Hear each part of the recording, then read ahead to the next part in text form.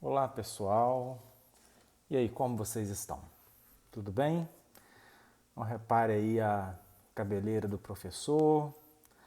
É, Estamos aí já há mais de 2 meses, né? Em quarentena.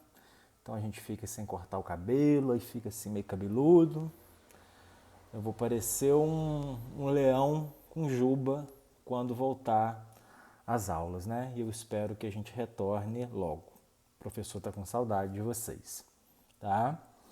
Hoje, turminha, nós vamos começar os nossos estudos do nosso volume 2, já do segundo trimestre, né? Que a gente já vai começar um outro período letivo. E hoje nós vamos começar a falar sobre a civilização egípcia, né? A gente está estudando os povos da antiguidade, né? As civilizações da antiguidade. No capítulo anterior, a gente falou por alto algumas características daquela civilização, só que nesse capítulo 4 a gente começa a falar em mais detalhes, né? Então hoje vai ser a parte 1, né?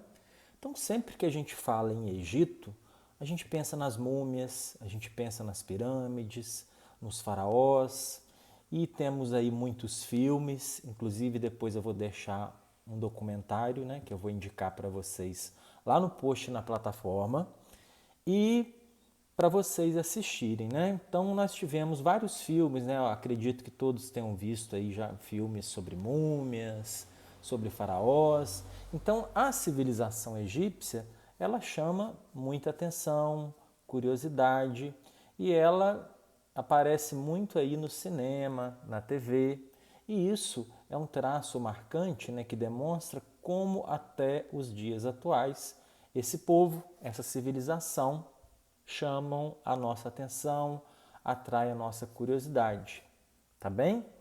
Bom, essa civilização, ela deixou para nós, né, para a posteridade, uma herança cultural, científica, arquitetônica muito marcante, né? Científica porque, só trazendo aí um exemplo, os primeiros conhecimentos em medicina foram os povos egípcios que contribuíram, porque no processo de mumificação, que a gente vai estudar lá na frente, a gente vai perceber que para mumificar os corpos eles tinham que retirar os órgãos. E ao retirar os órgãos para embalsamar, né, mumificar os corpos, o que acontecia? Eles acabavam conhecendo o funcionamento do organismo do corpo humano. Fora isso, né, as pirâmides, que são patrimônios mundiais, né? Patrimônios culturais e históricos mundiais.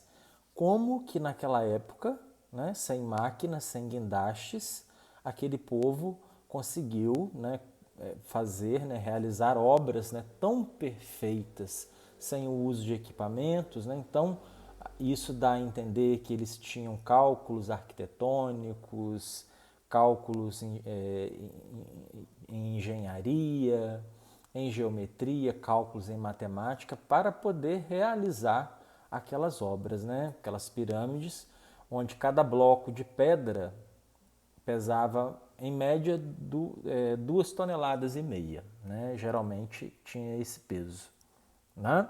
Então, como que a gente tem um povo lá na antiguidade que assim realizou tantas coisas grandes, né, que ficaram para a posteridade. E por isso a gente tem que conhecer a história desse povo, né, como uma das primeiras civilizações.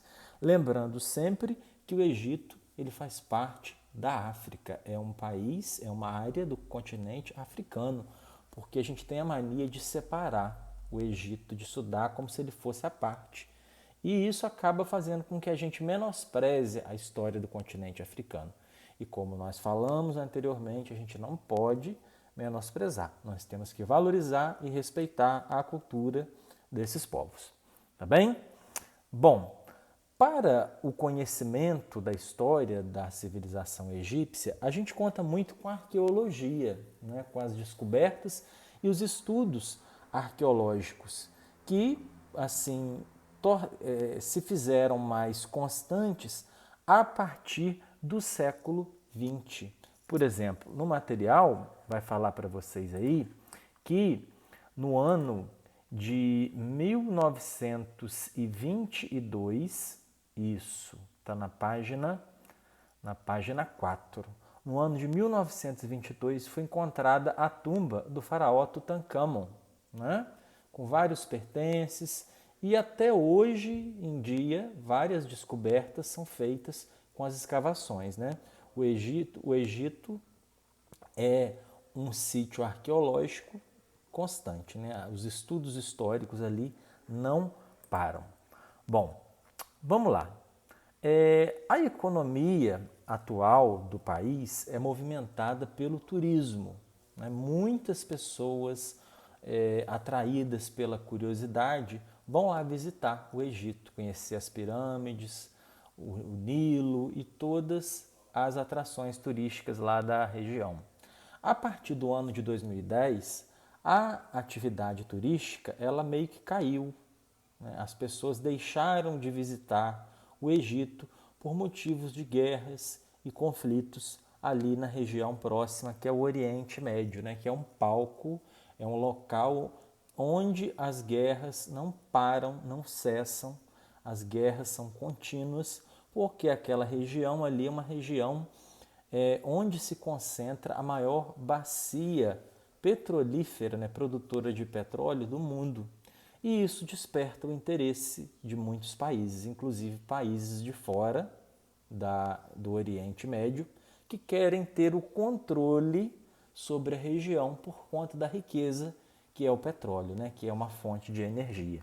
Apesar de, né, vocês devem estar sabendo, que o preço do barril de petróleo caiu, né, bastante por conta da pandemia, por conta da queda no consumo, e isso impacta, acaba trazendo consequências para a nossa vida, como a queda da arrecadação de impostos, principalmente do nosso estado, que recebe royalties do petróleo, né, que é um dinheiro que é arrecadado com a venda do petróleo. Bom, seguindo, a civilização egípcia, como a gente estudou no capítulo passado, ela é classificada como uma civilização hidráulica, pois ela se desenvolveu às margens de um grande rio, que é o Rio Nilo, que nós já falamos também, mais ou menos até assim por volta de antes do ano 5000 antes de Cristo, tá? Então, às margens do rio Nilo surge a civilização egípcia. E segundo o historiador grego Heródoto, ao analisar, né, a história do povo egípcio, né, o Heródoto foi o primeiro historiador, ele disse a seguinte frase: o Egito é uma dádiva do Nilo. A palavra dádiva, eu acho que eu já falei inclusive com vocês, é um termo bíblico, usado muito na Bíblia, que significa presente, um presente dado pelos deuses ou por Deus, né? Dádiva, a gente trocando ela para uma palavra mais usual, a gente pode trocar ela por presente, né? E quando se recebe uma bênção, um presente de Deus, nós estamos recebendo o quê? Uma dádiva. Então Heródoto diz que o Egito é uma dádiva, um presente do rio Nilo. Ou seja, o que ele quis dizer com isso, né? Não seria possível a sobrevivência humana e a existência também humana naquela região predominantemente desértica, né, e de clima quente e seco, sem a presença daquele rio ali. Então, se não houvesse aquele rio naquela região onde o clima e a geografia é hostil, seria impossível de sobreviver. Porque o ser humano, ele sobrevive de quê? Da agricultura. A agricultura é a principal atividade. E como é que você vai plantar e colher no deserto sem uma fonte de água, né? Então a gente precisa de água para sobreviver, né? Fora isso, a gente não pode somente concentrar a existência do Egito, né? A gente não pode condicionar a existência do Egito apenas à presença do rio Nilo.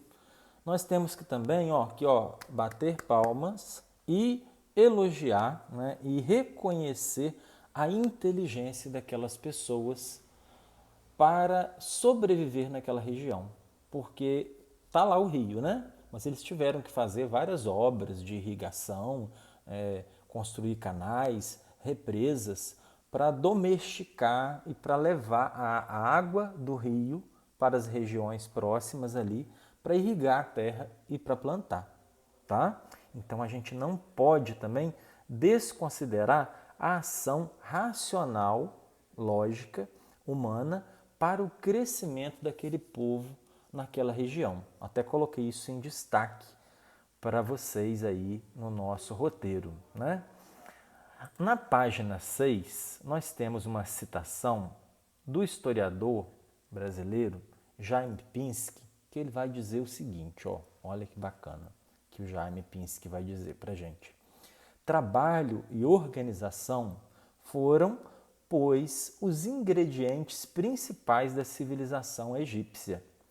O rio em si, como pode ser visto em ilustrações, ao mesmo tempo que fertilizava, inundava. As águas do rio eram agressivas, né? Quando enchia, né, a gente passou aqui por problemas de cheias da nossa região e a gente sabe que a força da natureza, às vezes, a gente não consegue controlar. Então, a gente tem que ter muita lógica e entendimento da natureza para a gente conseguir conviver com ela, né? Então, a cheia atingia de modo violento as regiões mais ribeirinhas e parcamente as mais distantes. Era necessário organizar a distribuição da água de forma mais ampla para se poderem evitar alagados ou pântanos em algumas áreas e terrenos secos em outras. A solução, olha só, foi o trabalho coletivo e solidário, intenso e organizado. A civilização egípcia começou a ser montada com o trabalho organizado a partir de condições geográficas favoráveis. Ou seja, o que o historiador está dizendo para a gente? Que se não fosse o trabalho coletivo, a união fazendo a força, né? Naquela época não tinha retroescavadeira, que não tinha máquina. Se não fosse o trabalho coletivo daquelas pessoas, daquela sociedade, o ser humano não conseguiria domar, entender aquelas águas, né, o funcionamento das águas e sobreviver naquela região, né? Ao fazer represas, diques, né, reservatórios, canais de irrigação, eles faziam com que o rio, né, trabalhasse em favor da evolução, né, da sobrevivência humana. Para fechar a citação do Jaime Pinsky. Então, a civilização começou a ser montada com o trabalho organizado, a partir de condições geográficas favoráveis. Mas a civilização não é uma dádiva dessas condições geográficas do Nilo, uma vez que surge quando o homem atua, modificando e domando a natureza. Ou seja, sem o rio Nilo lá, seria impossível sobreviver, mas também tinha que ter muita força e trabalho humano para que as águas fossem bem aproveitadas. Voltando aí para o nosso roteiro. Ainda falando sobre o rio Nilo, ele era cultuado como se ele fosse um dos deuses da mitologia egípcia. Ele era chamado de Api, que traduzindo para o português significa fonte do Nilo. Então os egípcios viam naquela força das águas, né, que vinham, né, do centro do continente africano, que é uma região mais montanhosa, e o rio Nilo ele vai desaguar lá no mar Mediterrâneo. Então, quando a gente olha para o mapa da África, a gente pensa que o rio nasce lá em cima e deságua aqui embaixo. E ao contrário, a parte mais alta, mais montanhosa da África fica na região central. Então, as águas vão descendo e desaguam lá em cima, ao norte, no Mediterrâneo. Então, quando eles viam aquela força das águas, eles acreditavam que aquilo ali era o quê? Uma ação dos deuses, que era uma divindade, né? Que era chamada de Api. E o próprio rio, ele trabalhava de forma automática, fertilizando o solo nas épocas de cheia, que aconteciam entre julho e outubro, né, onde o rio inundava as margens, né, e trazia naquela enchente, né, traziam algas marinhas, né, algas, plantas aquáticas, que na época da vazante, quando as águas baixavam, essas plantas aquáticas, né, essas algas, essas plantas dos rios, elas ficavam depositadas no solo e depois entravam em decomposição, gerando o humus, né, que é o que nutria e o que fertilizava a terra. Né? Então, as águas traziam humus, que era esse material orgânico, que se depositavam nas margens. Né? E quando as águas baixavam, os egípcios construíam os canais para continuar praticando a agricultura.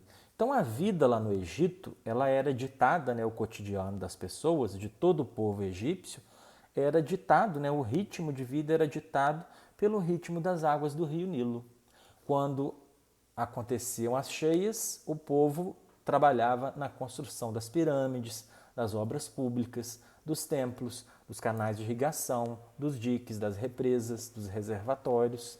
E quando as águas baixavam, acontecia a manutenção, né? O povo largava as obras públicas e trabalhava na atividade agrícola. Tá?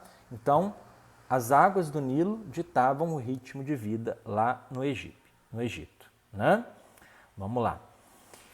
Eles praticavam também a domesticação de animais, a pesca, o artesanato, fabricavam objetos de cerâmica, fabricavam tecidos, faziam joias em ouro, em metais preciosos, né?